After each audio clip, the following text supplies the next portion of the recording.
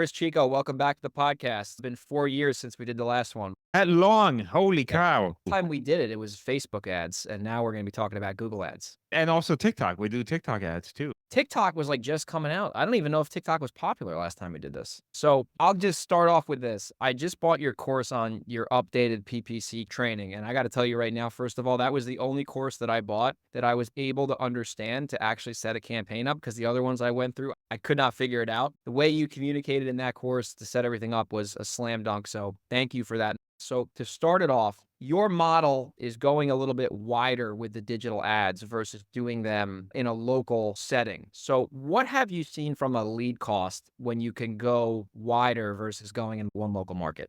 The lead cost is dramatic, meaning that there's a couple of layers to it. You can go nationwide, which is on any of the platforms you target just the entire United States, and then you're going to get leads from everywhere. But eventually you want to settle into a grouping of, say, 15 to 20 states, because there's states like Montana and places like that. There's not much activity. If you're a beginner, it's always better to have more humans that you can talk to because you need the practice anyway.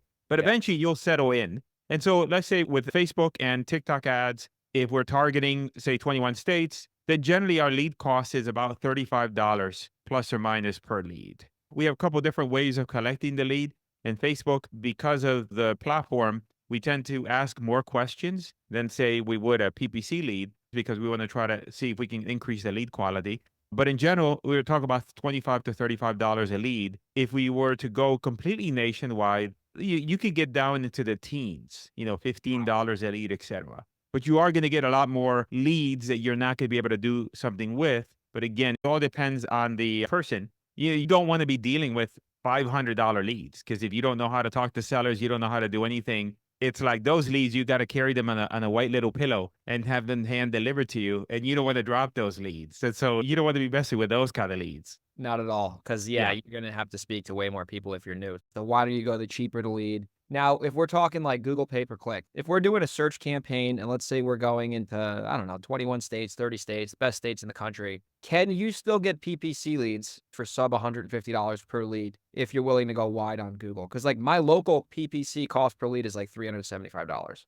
I'm actually talking to you as I looked at an account. So you're familiar, obviously, with Phrase, Exact, and Broad, right? So on Phrase, I had a campaign here that I was running at full nationwide, and we were getting $56 a lead. So now if you do 21 states, that's going to bump up to probably about 75-ish or so dollars per lead. The reason why on a new campaign we do nationwide is that unlike Facebook or TikTok, where the algorithm is audience-based, meaning that you can start off a Facebook account like this morning, and then by the end of the day, you'll have leads. Google needs more data. And so then we start them off as nationwide in order to feed data into the account. And then you can go back into that campaign and start readjusting the targeting and bringing the targeting down. So with a Google search marketing, it sounds like when you go broad to start, that's going to get you leads as fast as possible because Google has more territory to learn the algorithm. Because I've found like anytime you launch a Google campaign, you got to wait 5, 6 days to start getting real data back because that algorithm can be a little tricky. Correct, 100%. So that's why we start wide. And then there's other campaign types, right? Because there's performance max, there's demand gen, and then there's also YouTube ads. So whereas in the past, Google was only search, now they're bringing in these other campaign types. So I think that adds another layer of the complicated nature of the platform, but Yeah. also another opportunity, because like for you, you do want to work with the search campaigns, but you would want to get the YouTube and the Performance Max and work through those, because even when you go out to an agency right now, they're only running search and That's it. everybody's on search. And so then that becomes a highly competitive marketplace versus these other campaign types that are not being utilized by the majority of the people out there. I haven't gone through that part of your course yet. So Performance Max is audience-based. In the course, I teach you how to go out and create audiences. Let's say, for example, in your search campaign, you have all these search queries of sell my house fast. So you can go into Google and then create an audience that is a variety of different things. One could be search phrases. You can type into Google all the different search phrases that are highly converting for you on your search campaign, sell my house fast, we buy houses, etc., and then have Google create an audience for you. And it's going to use that as a base to target and a variety of different ones. And so then what happens is that in the past, like if you went on Google, you did your search and you typed in sell my house fast, you filled out the forms, and what happens then? you went on about your life, but there was no social media, right? I think that the big picture to understand is it's different now. Where am I going to next? I'm Mm. going to YouTube.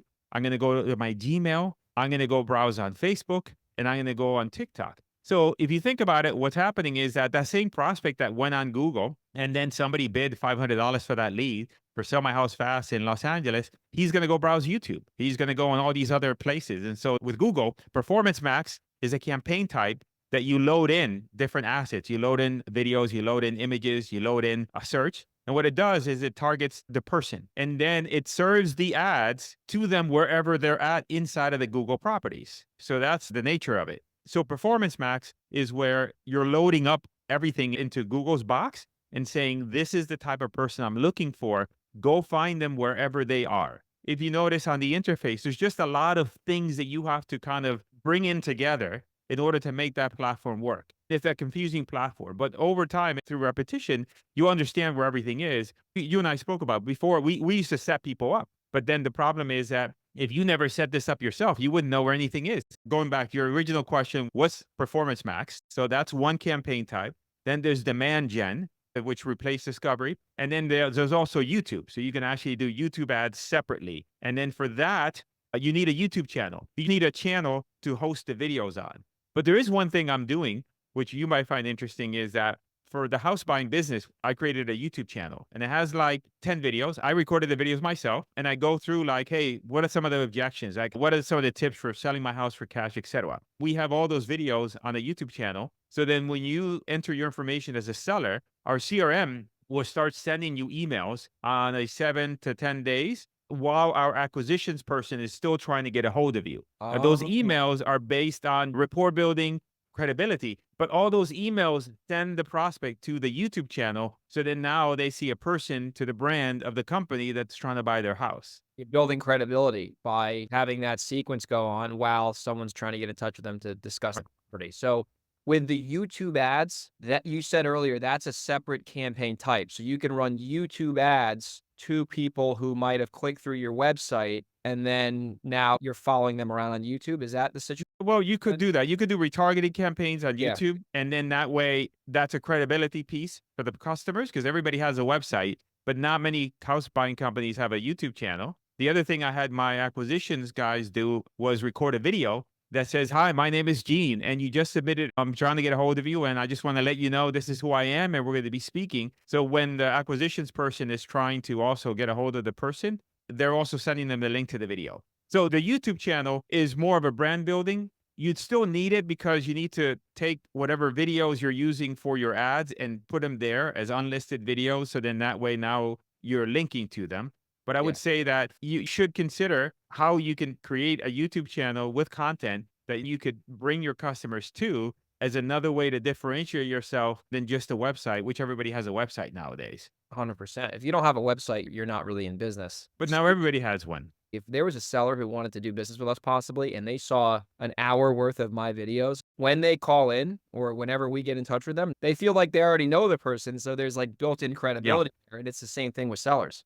Yeah, the thing to do would just be sometimes you get a seller that says, I'm thinking about listing it with an agent, so I'm not really sure I want to go with an investor. So you might record a video on that and then say you get off the phone with them and say, hey, great having a conversation with you today and look forward to us working together. By the way, I know we had a discussion about listing with an agent. So I'm going to give you a link to a video that I published on our YouTube channel that discusses some of the pros and cons of listing with an agent. You might find it useful. Now you're establishing a slight edge, and that slight edge could mean the difference between you getting the deal or not getting a deal over somebody else. Absolutely. 100%. We're going to implement that. That's a writer downer for after this episode. So going back to the nationwide model, let's talk website conversion because this is where I see a lot of people also make mistakes. Yeah. There's Carrot, which I've been a customer of forever. There's other websites that are more like funnel sites, I'd call them, ClickFunnels, ConvertTree. What have you seen? Because you're running this Facebook, Google, you're running all this type of traffic. What type of website is converting the best? Because I always say if your website isn't converting at 10%, you're at a huge disadvantage. My criteria, number one for the website is fast loading. So it has to be something that loads very fast. Number two is being able to connect that platform easily to other things that you need. There's Zapier, there's Yeah. pixel, there's other things. So that has to have a certain robust nature to it. And then at the end of the day is also like, is it going to convert from a visual perspective? I find that most of the time people buy a CRM or they buy an all-in-one thing and then they get a website. And that's usually not going to convert that well. We've had customers that we told don't use that website. And they're like, no, no, this is my website. I don't want to spend any extra money. They come back, Chico, my campaign didn't work. I spent $1,000 and I got no leads. And then I look, I'm like, of course you didn't. The website that I told you should change. So I think that people underestimate the importance of the website. So now there's differences with Carrot. I'm friends with Trevor. Carrot is a great website for someone to get started. It's a great website for SEO. The challenge with that website is it's very difficult to edit and create. Yeah. What I'd recommend, let's say somebody here has a Carrot website and they don't want to destroy what they've done to the site. They can easily establish a subdomain, say offer that whatever your domain is, and install like a true landing page builder. So a landing page builder would be, and we use a platform called Convertri. I There's love it. other ones like Instant Page. There's also Unbounce. So those are like conversion driven landing page builders where the majority of their templates are designed around conversions. So you want to make sure that you start off with something that you already know converts. Like the one that you have from us, I actually was the one that built that entire thing from beginning to end. And that one converts converts with Facebook, converts to Google, converts on all the platforms. But it also has flexibility, meaning that if you wanted to change some things in it, you can easily change this or that and do a lot of stuff on it. So I just think that a lot of people underestimate the website just because they feel that, oh, this looks good, but looking good does not mean that it's going to convert. Exactly. You can look as N- pretty as you Yeah. want, but if it sucks at converting, Now, with Google, you can't get away with it because you need a website landing page. With Facebook, in the beginning, you could use lead forms. On TikTok, you could use their version of the lead form. But, even for us, we're moving into the website because the website increases your modulating in a interruption driven platform like Facebook. Sometimes it's difficult to get a hold of these people. It's just the nature of the beast. And the problem is that their hands are busy. So they can't answer your call no matter how many times you double or triple dial them. So those people do require a follow-up, but at the same time, because of the way the platform is, you want to increase friction. So that if they're on a lead form, I'm going to ask a lot more questions than you would on a PPC landing page, or you send them off Facebook to force them to really think about, yeah, did I really want to submit this form? Because at the end of the day, everybody wants volume. But once you know what you're doing, you also want quality. So you kind of like modulate between those two. 100%. I used to do Facebook ads where we would drive them to the Facebook forum, and we saw the same thing with you, like, the quality wasn't that great. But once we flipped them out to external website where they have to choose to opt in, a good quality lead because 'cause they're filling out a form voluntarily, and then when you call them, they kinda know what you're talking about. So I'm Yeah. actually gonna share my screen real quick for all the people on YouTube.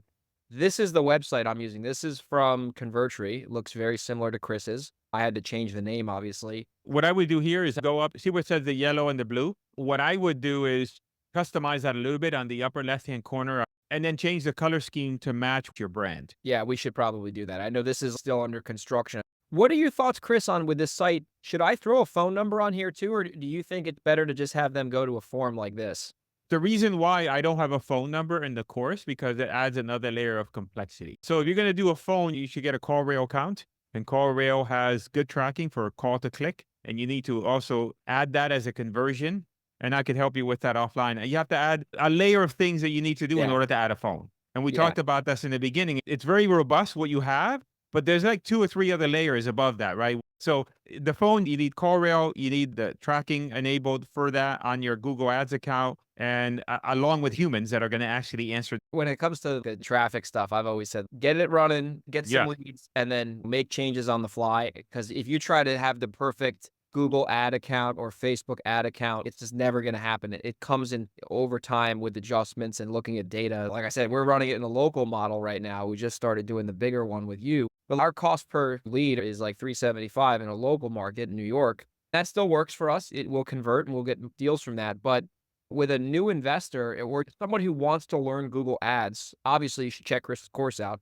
If you start the campaign with a big leash, you can make your campaign better over time. Here's my next question. if you wanted to do this in Miami or LA or San Diego, and you're just willing to do Google search there, what would you expect from like a cost per lead? I can tell you, like Miami, I have a friend here personally that does only South Florida. He's paying $800 a lead. Wow, that's Yeah. crazy. And I've heard that some people in like LA County are paying that much and more. So you're going into highly competitive marketplace and you don't have a lot of margin for error. So if you're brand new in the business, you don't want that. There's a lot of viable markets in the US that you wouldn't believe. We've done a deal last month in a place called Bryant, Texas. I didn't know what Bryant, Texas is. A friend of mine says that's Texas A&M University. I've never been there. We did another deal in a place called Enid, Oklahoma. Never heard of Enid, Oklahoma, but that place was popping. We made like $20,000. Just because it's not a major metro market, it doesn't mean that there's not activity, there's not stuff going on in those markets. And many times you're dealing with a seller that isn't getting bombarded by other real estate investors. And so now you have an opportunity to be in a less competitive environment. Especially in somewhere like that. They're probably getting one offer from you. People get so overwhelmed with underwriting and analyzing properties in a foreign market. Like if you have Redfin and Zillow and Realtor.com, you can see everything you would need to make an offer. Like you don't even need to buy PropStream. We only use Zillow. Exactly. Everything's on Zillow. And, a quick, easy hack for people to know if a market has viability is you go and let's say you have a small market. So you zoom in on the map and you looking at the active properties and you toggle between the actives and the pendings. Yeah. So for example, if you see that, oh, active, there's 50 properties and then you toggle pending, which shows the total inventory. And then now you see a number of 120. Then that shows that, wow, that market has a lot of activity. Why? Because out of the total 120 properties that are pending closing active, only active that are trying to find a buyer is 50.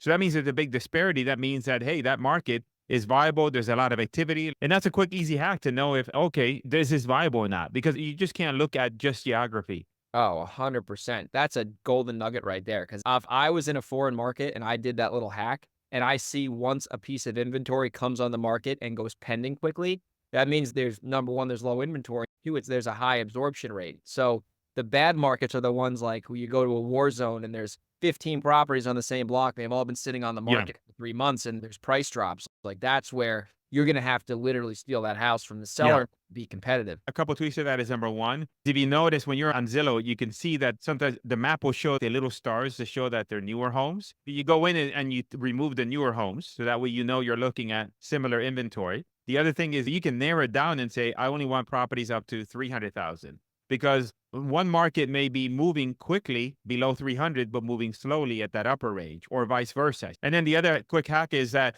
you could do that just to figure out what the neighborhoods are. So let's say, hey, I want to see everything that's under 50K. And you'll see that, oh, there's a cluster of homes here. I want to see everything above 150, 200. You're like, oh, the cluster is down here. Now you have to understand where the good neighborhoods and the bad Exactly. neighborhoods You are. can find the ghetto pretty quickly. So it's just a couple things you could do really quickly. And you can literally know so many nuances about a market within 5 minutes by being on Zillow and just working through that system. It's crazy. Now, this was not the case, I'm sure, back when you got started in 2000. Yeah. When I started in 2005, there was no Google Street View. There was nothing. You had to find a guy in Craigslist with a digital camera who knew how to operate it so that they can send you pictures and hopefully you'll be able to work through those. Well, I've even found too, the way I see wholesalers fail, and I see so many shitty deals online in my email inbox, is like they don't understand if you're in a foreign market that you don't know and you want to sell your deal to somebody, you have to start with the Zillow research. Because if you're trying to price a house at the same price as somebody who has on the market, buyer is never going to take you seriously. But if the average house on the MLS is 100,000 and you're going to try to sell your deal to a buyer for 80,000, now that's a deal to them most likely because Yeah. they have to go on the market and pay 100, but they can go to you and pay 80. You have it to the seller for 60 and there's value there. So people can learn how to get leads, but if you don't understand the skill of evaluating properties, you're going to have a tough time and you're not going to maximize the opportunities you get from all these digital platforms. So Chris, as we wind the show down, what is the best way for people to, number one, follow you? And number two, if they were interested in one of your programs, how can they get some more information on that? Yeah, best way to follow me is I have a YouTube channel. So just to Google my name on YouTube. And then that way you can watch some of my videos and see if you even like me. And then on every YouTube video, there's a link. You can follow that link and fill a questionnaire. And then we get back to you and let you know, like, hey, depending on your budget, here's what we recommend. Because I always find that it's not a one size fits all, right? Meaning that if you are on a tight budget, just a piece of advice, you shouldn't be spending money on an agency if you don't have that much money. Because let's say hypothetically, if you're spending money with an agency, you're giving them $1,000 a month. When all said and done, all you could do is afford to spend $500 on ads, and you're giving more money to the agency than you are to the platform. It should be True. lopsided. The money that Yeah. you give to the platform should exceed whatever. So for some of you, you may need to go ahead and do a course because that's the most economical way. For some people, they say, no, I want somebody else to handle it for you. And we do that as well. So I think that that's the key thing, is understanding, okay, what is the budget? It is a pay to play model where you're going to have to spend money, but how could you efficiently use that money? My recommendation for anybody starting out brand new is to start off with Facebook. Facebook is the most consistent platform, easiest one to get started. With Google, it requires more money. You know, it requires more know-how. And so then I would say you stack that on later. And then the last thing I would say is that don't forget, like, a lot of people come to us with a lead generation problem. And then when we fix that, they realize they have oh, I don't know how to talk to seller problem. And I don't know how to do a bunch of other problems, right? Yeah. So I Yeah. would say, number one, you got to take care of the lead generation, because if you're sitting there without any leads, you're not going to make any money. But then you also have to consider, okay, you have to analyze properties correctly, and you got to sound like a halfway decent person on the phone. There's two layers to that. One is the words you say, but also how you say them, because you can have a script, but the way you come across makes the seller feel like, oh yeah, man, I think that guy knows what he's doing. This other joker that I just spoke with 2 minutes ago, I don't know what turnip truck he came off, but he You ain't by my house. you could say the same thing in a different tone and piss the seller off, and they'll never call you back. That could be the difference between success or failure. Number one, don't sound like an asshole. Listen to these people. And then if you do that and you get them to like you and you actually repeat back to them what they told you so they feel understood, then they're not going to be against giving you their asking price. And then you can negotiate from there. But I see a lot of people just being like, hey, thanks for calling iBuyHouses.com. What's the least you take on your house? Like, you can have the best lead in the world and they're not going to be turned on to something like that. So I agree with you. It's also like how you sound. It's always a combination of things that come together to make the difference. And I think that everybody has to realize that. If you want to make big money, there's quite a few disciplines that you have to pull together in order to make this business work. 100%. And then the more you do it, the better you get. You got better at traffic, you got better at conversion, you got better at analyzing and underwriting. And then all of a sudden, you're going to be in a situation where you're going to get leads that come through in a market and you can look at like, oh, I'm buying this house for 50 grand and all the comps say it's worth 150 grand. Well, you have the money at that point to close on that thing, flip it and go make, 75 grand after all the fees. So, that's when success starts to Yeah. compound. I would err on the side of sales and marketing, not technical ability. Meaning that a lot of guys go in and try to learn like subject to this and all these complicated Yeah. things, but they got no leads. Yeah. Because I see so many newbies, like, they go watch some guru and they're like, "Oh, I'm gonna buy this house with no equity because the seller will sell it to me," and then they have no idea what they're doing, and then all of a sudden they're getting sued, and I'm like, subject to is like version 3, 4, and 5. You're taking someone's mortgage over, which is their livelihood if their credit's on the line, so that's for the people who have experience. But anyway, Chris, we'll put your YouTube channel in the show notes here. I'm sure some people will check you out, and I really appreciate you being a guest on our show today. This was fun. I appreciate it. Great connecting and look forward to our next time. Absolutely.